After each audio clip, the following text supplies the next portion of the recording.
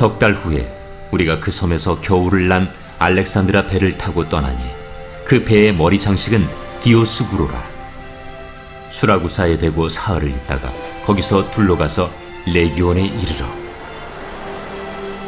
하루를 지낸 후 남풍이 일어나므로 이튿날 보디올에 이르러 거기서 형제들을 만나 그들의 청함을 받아 이레를 함께 머무니라. 그래서 우리는 이와 같이 로마로 가니라.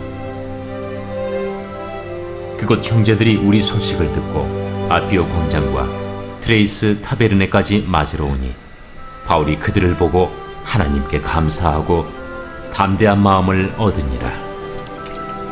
우리가 로마에 들어가니 바울에게는 자기를 지키는 한 군인과 함께 따로 있게 허락하더라. 사흘 후에 바울이 유대인 중 높은 사람들을 청하여 그들이 모인 후에 이르되, 여러분 형제들아, 내가 이스라엘 백성이나 우리 조상의 관습을 배척한 일이 없는데 예루살렘에서 로마인의 손에 죄수로 내준 바 되었으니 로마인은 나를 신문하여 죽일 죄목이 없으므로 석방하려 하였으나 유대인들이 반대하기로 내가 마지 못하여 가이사에게 상소하며 내 민족을 고발하려는 것이 아니니라. 이러므로 너희를 보고 함께 이야기하려고 청하였으니 이스라엘의 소망으로 말미암아 내가 이 쇠사슬에 매인 바 되었노라. 우리가 유대에서 내게 대한 편지도 받은 일이 없고 또 형제 중 누가 와서 내게 대하여 좋지 못한 것을 전하든지 이야기한 일도 없느니라. 이에 우리가 너의 사상이 어떠한가 듣고자 하니 이 바에 대하여는 어디서든지 반대를 받는 줄 알기 때문이라. 그들이 날짜를 정하고 그가 유숙하는 집에 많이 오니 바울이 아침부터 저녁까지 강론하여 하나님의 나라를 증언하고 모세의 율법과 선지자의 말을 가지고 예수에 대하여 권하더라. 그 말을 믿는 사람도 있고 믿지 아니하는 사람도 있어 서로 맞지 아니하여 흩어질 때에 바울이 한 말로 이르되, 성령이 선지자 이사야를 통하여 너희 조상들에게 말씀하신 것이 옳도다. 일러스되 이 백성에게 가서 말하기를 너희가 듣기는 들어도 도무지 깨닫지 못하며 보기는 보아도 도무지 알지 못하는도다. 이 백성들의 마음이 우둔하여져서 그 귀로는 둔하게 듣고 그 눈은 감았으니 이는 눈으로 보고 귀로 듣고 마음으로 깨달아 돌아오면 내가 고쳐줄까 함이라 하였으니 그런즉 하나님의 이 구원이 이방인에게로 보내어진 줄 알라. 그들은 그것을 들으리라. 바울이 온 이태를 자기 셋집에 머물면서 자기에게 오는 사람을 다 영접하고 하나님의 나라를 전파하며 주 예수 그리스도에 관한 모든 것을 담대하게 거침없이 가르치더라. 그 1274년도에 고려 시대입니다. 원나라가 이제 고려를 정복하고 그리고 일본을 정복하기 위해서 이제 배를 타고 규슈섬, 일본의 규슈섬을 이제 공격하려고 이제 갑니다. 원나라가 그러니까 어디냐면 민족이 몽골이죠, 몽골 지금의. 근데 그렇게 배를 타고 일본 본토를 공격해 가는데 예상치도 못했던 바람이, 이상한 바람이 세게 불어가지고 결국 이 원나라, 그때 세계를 제패했던 원나라 군이 일본을 본토를 도착하지 못하고 되돌아오는 사건이 있게 됩니다. 그래서 이것은 일본에서는 가미가제, 신의 바람, 신이 바람을 일으켜서 우리를 지켜줬다, 이제 그렇게 이야기를 합니다. 그리고 나서 이제 한참 지나서 이제 세계 제2차 대전 때 1945년도 때 연합군이 이제 일본 오키나와 섬에, 오키나와에 이제 점거할 때쯤입니다. 일본이 많이 이제 패망할 때쯤이죠. 연합군이 오키나와에 이제 주둔하려고 할 때 이제 이 일본에서 이 가미가제 특공대를 만듭니다. 가미가제 특공대. 그래서 그 천황을 위하여, 국가를 위하여 그 구호 아래 비행기 조종사 1024명이 각각 비행기에 포탄, 최대로 실을 수 있는 포탄 무게가 500kg이었는데 이 500kg의 탄약을 싣고 그리고 가고시마라고 하는 비행장으로부터 해서 오키나와로 가는 거예요. 연료를 딱 오키나와 갈 만큼만 넣었어요. 되돌아올 수가 없습니다. 그리고 그 주변의 비행장들 내려가서 딴 데로 갈 수 있는 비행장도 다 제거해 버렸어요. 착륙할 데가 없어요. 그리고서는 그 비행기 한 대가 미국 군함 한 대에 그냥 받은 거예요. 그래서 비행기를 가지고 이길 수가 없으니까 이제 비행기를 가지고 이제 미국 군함과 전함을 향해서 돌진하는 겁니다. 그렇게 해서 미군에게 입힌 피해가 미군 군함 30척과 전함 350척의 피해를 입혔습니다. 돌진, 국가를 위해 돌진해 간 거죠. 목숨을 걸고. 오늘 이제 사도행전 마지막 오늘 모습인데 신앙적으로 좀 비유하자면 바울의 신앙이 이 가미가제 특공대 같아요. 하나님의 가미가제 특공대. 그냥 돌진하는 거예요. 살아도 주를 위해, 죽어도 주를 위해, 사나 죽으나 우리는 주의 것이로다. 그리고 예루살렘에서 로마로 갈 때에 바울의 마음은 자기의 죄를 변호하려고 가는 게 아닌 거예요. 로마에 가서 로마 황제와 로마 사람들에게 복음을 전하기 위해서 가는 겁니다. 예루살렘에 다시 돌아올 것을 기대하지 않는 거예요. 그리고 그냥 복음을 들고 돌진해서 로마에 들어가서 그리고 로마 황제에 의해서 순교를 당합니다. 이제 바울이 연대는 약간 오차가 있어요. 일반적으로 바울이 이 로마에 들어갔을 때가 AD 60년 전후, 58년이라고 하는 분들도 있고 또 61년이라고 하는 분들도 있고 그래 AD.